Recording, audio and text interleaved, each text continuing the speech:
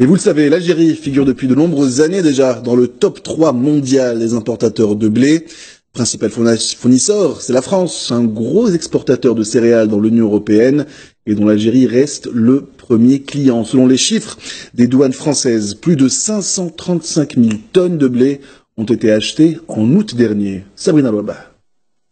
L'Algérie continue d'importer du blé français en grande quantité. Les nouvelles statistiques de France Agrimaire arrêtées au 25 avril 2017 donnent lieu à une exportation de plus de 232 000 tonnes de blé tendre français vers l'Algérie durant les 2 premiers mois de l'année. Même chose au premier semestre de 2016, une exportation de plus d'1 million de tonnes de blé tendre français vers l'Algérie a été enregistrée.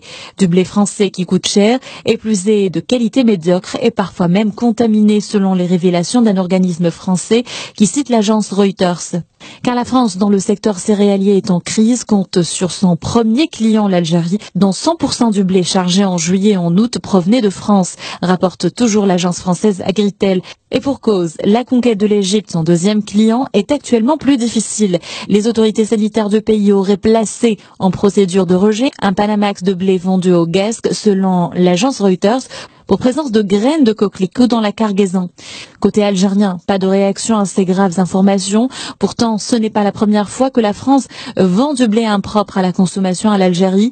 En juillet 2011, l'Office algérien interprofessionnel des céréales a importé des quantités de blé dur contenant des champignons toxiques selon des analyses effectuées par le laboratoire du port d'Alger. Une révélation faite par un journal algérien qui précise que les autorités avaient caché le scandale.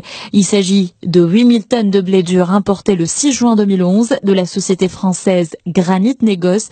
En 2013, sur un total de 260 bateaux, les contrôleurs de l'OAIC ont intercepté 8 navires dont la cargaison était infectée. Pour l'année 2014, 3 cas ont été contrôlés positifs. À la lumière de ces faits, le monopole de l'achat de blé français en Algérie reste inexplicable, surtout dans un contexte où le Maghreb est séduit de plus en plus par les céréales d'autres pays, à l'exemple de la Russie. Le 10 octobre dernier, un accord parmi 10 autres a été signé entre le Maroc et la Russie, celui de l'agriculture avec la perspective d'une augmentation des livraisons de blé, de sucre et d'huile végétale russe contre celle d'agrumes et de légumes marocains.